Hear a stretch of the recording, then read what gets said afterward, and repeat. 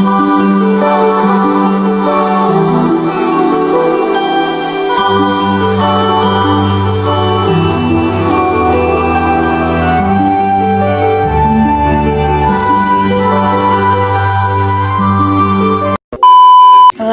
warahmatullahi wabarakatuh. Perkenalkan, nama saya Tiara Dwi Priyanti dengan NIM 140125000048 dengan program studi ilmu komputer dari kelas 1 BKOM.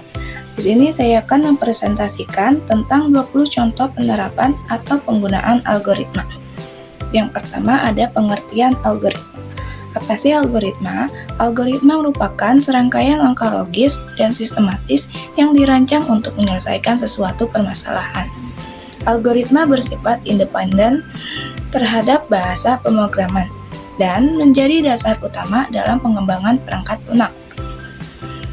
Peran algoritma dalam teknologi sebagai inti dari seluruh proses komputasi mulai dari pengolahan data, pengambilan keputusan, hingga pengendalian sistem.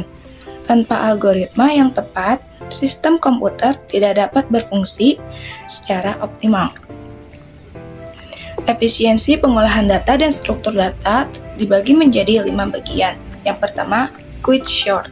Yang kedua, binary search. Yang ketiga, ada algoritma Dijkstra.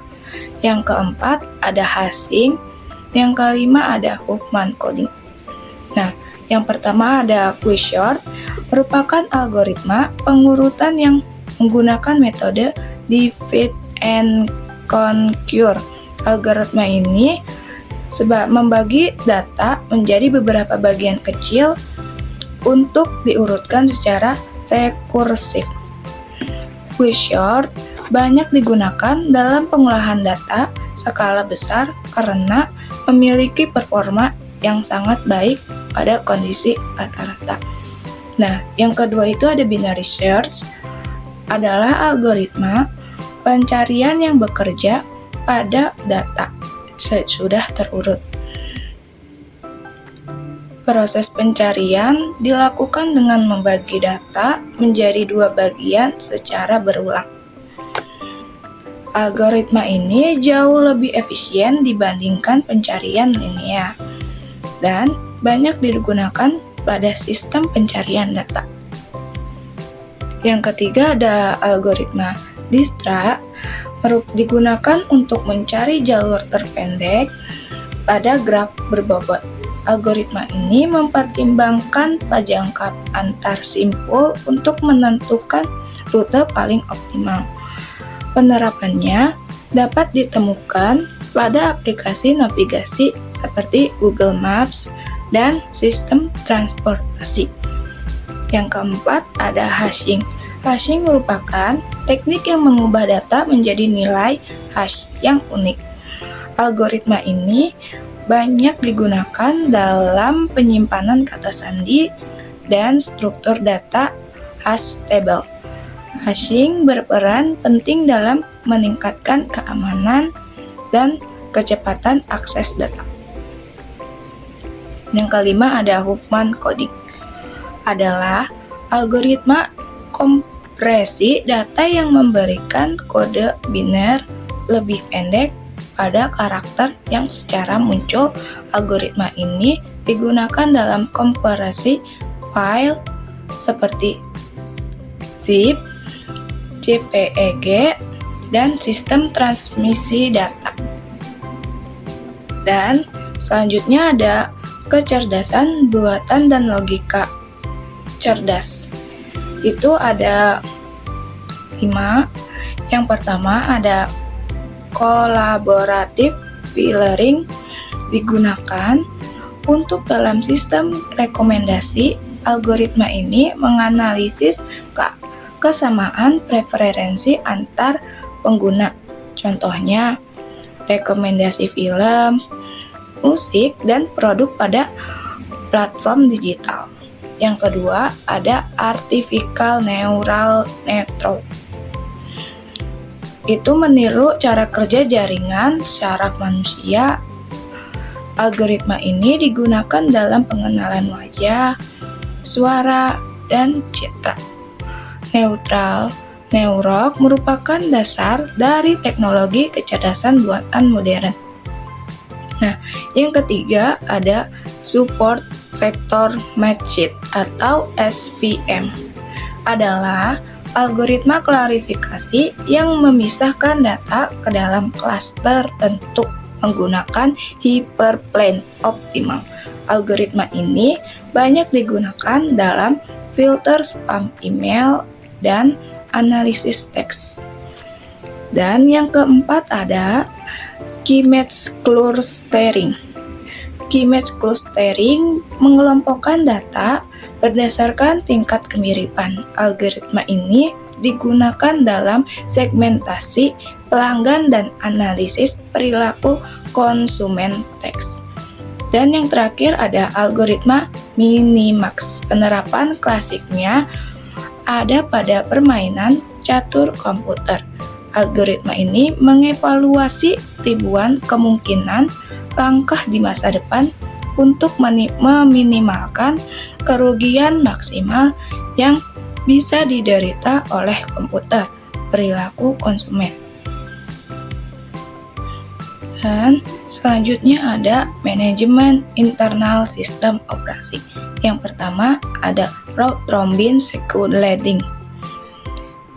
Round robin adalah algoritma penjadwalan CPU yang memberikan waktu eksekusi yang sama kepada setiap proses. Algoritma ini menjamin keadilan dalam penggunaan prosesor. Yang kedua ada Large Retaliation atau LRU merupakan algoritma manajemen memori yang mengganti data yang paling lama tidak digunakan. Algoritma ini digunakan dalam sistem cache dan manajemen RAM. Sedangkan yang ketiga ada Baker's algorithm. Nama algoritma ini diambil dari analogi perbankan. Fungsinya adalah memastikan sistem tidak mengalami deadlock atau macet total dengan mensimulasikan apakah alokasi sumber daya saat ini akan aman di masa depan. Yang keempat, itu ada deep scaling atau scan algorithm. Digunakan untuk menggerakkan hand pada hard disk agar membaca data dalam urutan yang meminimalkan pergerakan fisik mekanis hingga akses file menjadi lebih cepat. Dan keamanan dan rekayasa perangkat lunak. Yang pertama ada RSA Encription. RSA adalah algoritma kriptografi kunci publik yang digunakan untuk mengamankan data. RSA banyak diterapkan pada transaksi perbankan dan komunikasi digital. Yang kedua ada checksum atau CRC. Digunakan untuk mendeteksi kesalahan dalam pengiriman data. Algoritma ini memastikan integritas data tetap terjaga. Yang ketiga ada algoritma line balancing. Digunakan oleh server besar seperti Google atau Facebook. Algoritma ini membagi beban permintaan penggunaan ke ribuan server agar tidak ada satu server pun yang kelebihan beban atau overload. Dan yang keempat ada Knecht-Morris-Park atau KMP algoritma. Algoritma pencarian string yang sangat efisien. Digunakan dalam aplikasi pengolahan kata atau mesin pencari untuk menemukan kata tertentu dalam dokumen ribuan halaman tanpa membuang waktu. Sedangkan yang kelima ada Monte Carlo Simulation. Digunakan dalam sistem informasi manajemen risiko. Algoritma ini menjalankan ribuan simulasi acak untuk memprediksi probabilitas keberhasilan sebuah proyek atau investasi besar. Yang terakhir ada algoritma version control atau DIV, digunakan oleh pengembang perangkat lunak melalui alat seperti Git. Algoritma ini secara cerdas membandingkan dua versi kode dan menggabungkannya tanpa menghapus pekerjaan programmer lain secara tidak sengaja. Sedangkan kesimpulannya, algoritma merupakan komponen fundamental dalam sistem komputer modern. Penerapan algoritma yang tepat dan efisien sangat menentukan kinerja, keamanan, dan keandalan suatu sistem. Pemahaman algoritma tidak hanya penting secara teoritis, tetapi juga sangat relevan dalam praktik teknologi sehari-hari. Cukup sekian presentasi yang saya dapat sampaikan, kurang lebihnya mohon maaf. Wassalamualaikum warahmatullahi wabarakatuh.